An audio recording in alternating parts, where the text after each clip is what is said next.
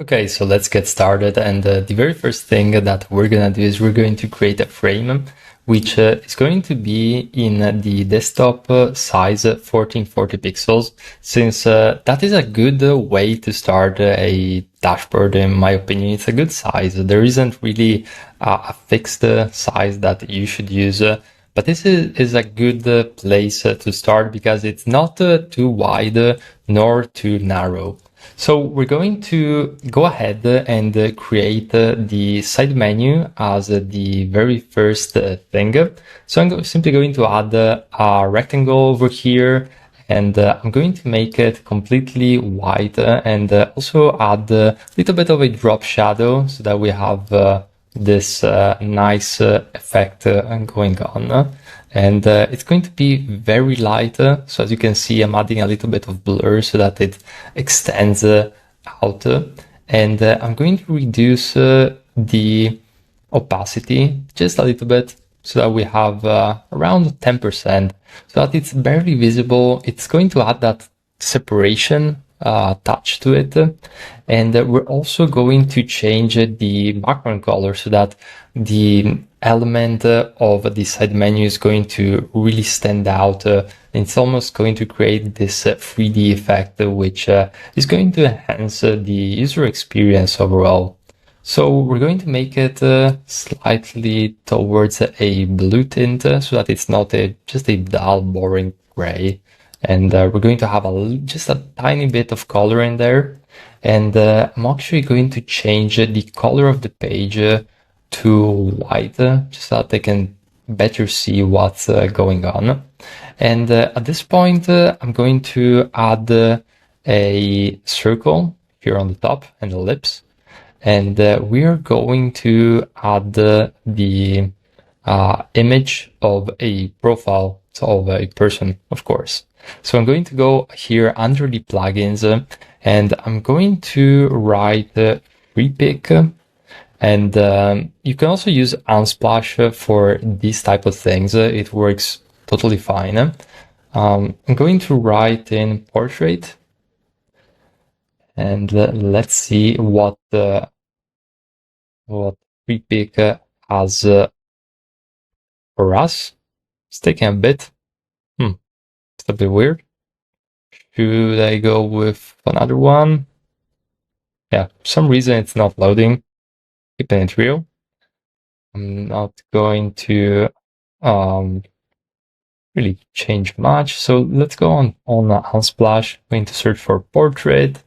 And I want the portrait around these lines where we have some white, oops, that was a little bit too much. I haven't selected the circle, and but that's not a problem. So we're going to reduce the size, and I'm going to use Option Alt, or actually Option Command plus C in order to copy the style, or alternatively, you can right click, copy properties, and then Option Command V in order to paste it inside of this element, or you could have simply go here and paste properties. So that's good. And now we're going to add a text, which is going to be quite smaller than that for sure. And I'm going to use this text. So let's write Marta S. As you can see, it's super high. So I'm going to simply click on or type in auto in the line height, and that should solve it.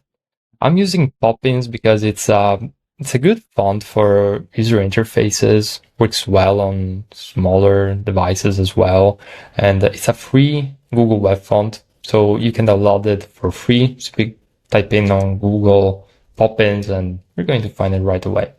Cool. Now it's time to add a menu.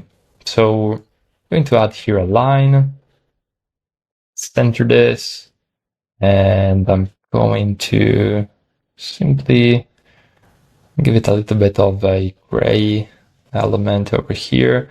And we're going to auto layout these so that it's all nice and tidy.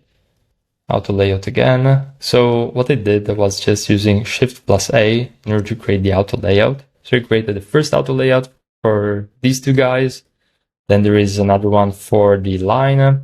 And now we're simply going to add the labels,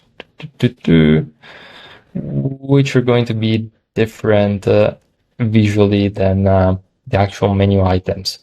So I'm going to make this in no caps. I'm going to increase the letter spacing just a bit, making this medium, and I'm going to bring myself over here, and let's make this one in a light gray, since we don't really have to. Actually, let's call it menu. Makes more sense. Labels. Doesn't make much sense. So what we're gonna do here is we're going to have a few different labels or menu items for the inbox. I'll make it just a little bit smaller, and we're going to grab the icons from the other UI that I have. So simply going to add over here send graphs. So I'm basically putting here all of the menu items, favorite, graphs again. That was okay. So we're going to add a few duplicates just for the sake of the explanation, and then I just copied the icons. Now, in your case, you're wondering, okay, cool. I don't have this magic ability of simply copying icons. What do I do? A few different options they usually use for icons.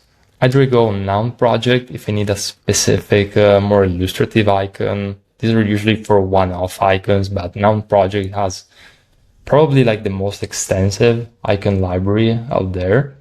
Alternatively, super recommend Nucleo icons. If you've been a follower of the channel for a while, you know that I use Nucleo icons all the time. You can even have specific icon libraries, such as Google Material icons. You can upload them, and it's just that library.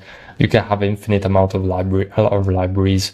So definitely check it out, and or you can use any other resource that you want for icons. There's also plenty of free icon files in the Figma community. So you can also go down that route, and simply going to add over here all the menu icons. For the sake of this purpose, I'm simply going to auto layout all of these guys so that, it's going to be nice and clean. And let's auto layout these. Cool. Now, as these are all auto layouts, I'm simply going to select all of these and click on auto layout, and we have them. Perfect. So I'm going to add them over here below the line, and I'm going to create an auto layout out of this group so that I can left align it, and boom, we have our menu with the auto layout. What I realized is that I miss a profile, edit profile, call to action. So I'm going to add it right here. I'm going to make this in a blue color. Maybe let's auto layout this as well so that we can decrease the vertical height. And yeah, overall this is looking pretty good.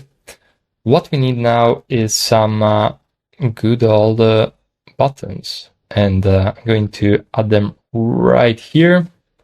Going to just round them up just a little bit, and going to change the color to, yeah, something around these lines. Blue color. That could work. And I'm going to write in here, rate plan. And I'm going to make this white. And again, auto layout. We're going to duplicate this. Write contact support. And let's change the color of the text, which I did using Ctrl+C in order to prompt the eyedropper tool. And I'm going to make this 10%, and we are in a good point. Cool. I think that vertically I want this to be a little bit less high. And the next step is going to be creating the actual calendar. So let's go ahead and let's do just that. Let's make it white. Add maybe just a very tiny stroke over here, so that it adds this layer of separation between the background and the actual element. And just a little bit of corner radius, not too much. I'm going to add here November. Okay, cool. All right, this is looking good. And now I'm going to have the same text. So copy and paste the style, just like as we learned a moment ago. I'm going to write here Monday. And let's add a line, which is going to be the divider. And we're going to use the same color as we have here for the line. Let's applicate this, get vertically, and I'm going to copy this a few times.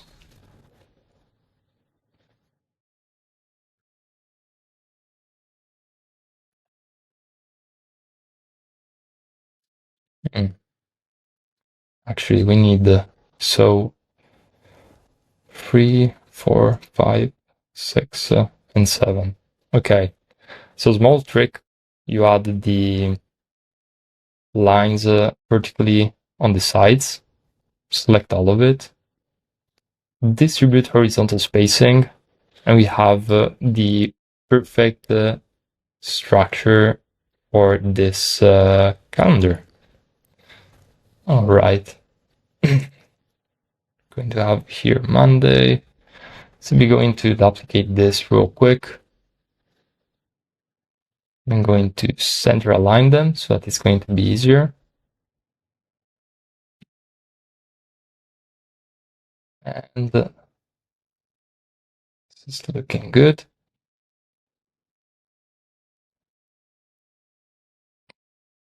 All right. Tuesday, Wednesday, Thursday, Friday, Saturday, and Sunday. We have it. Cool. So going to auto layout these guys. Actually, it's thinking if I want to do that. If I want to keep it loose, let's keep it loose for the time being.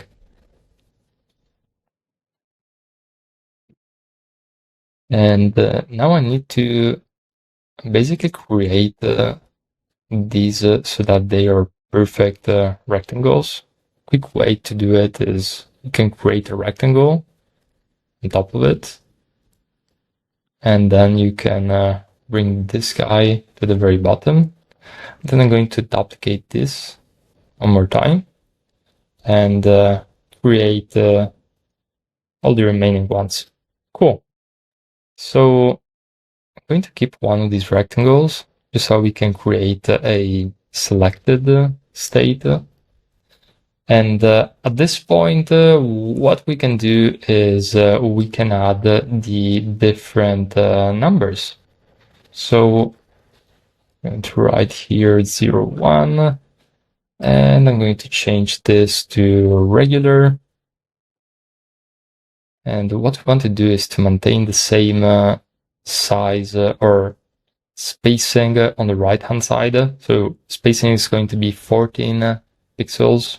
I want to do the same also for these guys, but I'm going to use Command D just to copy these a few times, and then I'm going to adjust them manually just for this first round.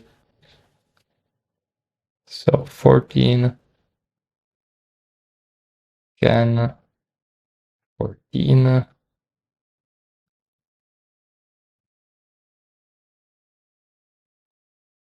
All right. So this is definitely heading in the right direction. 0, 2, 0, 3, 0, 4, 5, 0, 6, 0, 7. So at this point, we're simply going to copy all of these guys. These are going to have to be 10 pixels from the bottom. So we're going to copy them. Make it 10 pixels. And again, 10 pixels. Okay, now at this point, simply need to add all the numbers. A little bit of a tedious process, but it's a one-off. No big deal.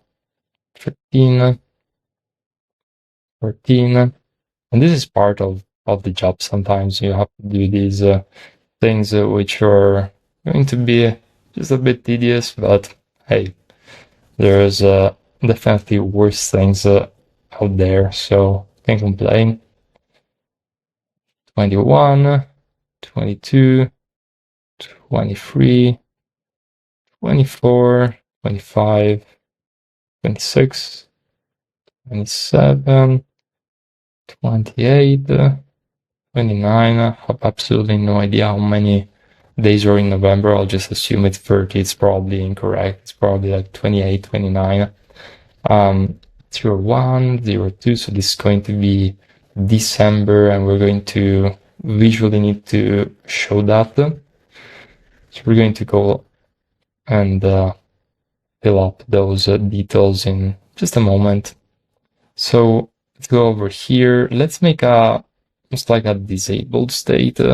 Yeah, something around these lines. And yeah, this is looking good.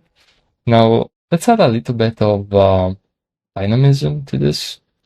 So going to add a line over here. Let me make this guy in this color and 1.5. Now I'm just going to experiment, really. Just going to create like a few items. It's going across something like this. I'm going to write inside of it, let's say, name of this birthday party. I'm just going to have like a massive party spanning across many days. So do that, and I'm going to duplicate this, and I'm going to add with Control Command Spacebar. You can add the emojis, and I'm going to add a big emoji right here, and let's make this one a bit white, or even we can just keep this. We're going to change the color. Yeah, something like that would be good. Let's make a span all the way across here, and probably I want this to be medium. Auto layout. Cool. Now let's add a few more items. Example right here. We could have work meeting.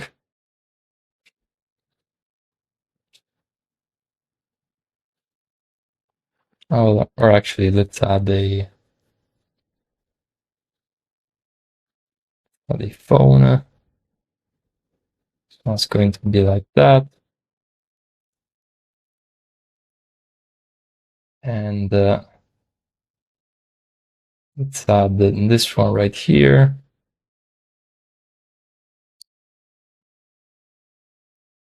End of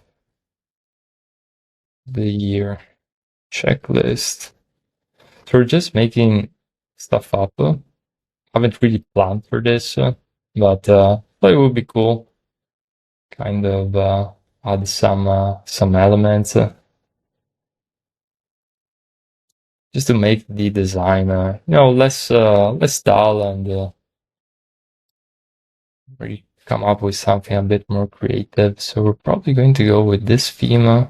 So for the other ones, and yeah, I'm trying to think about what other elements could we add or to make this even more visually interesting.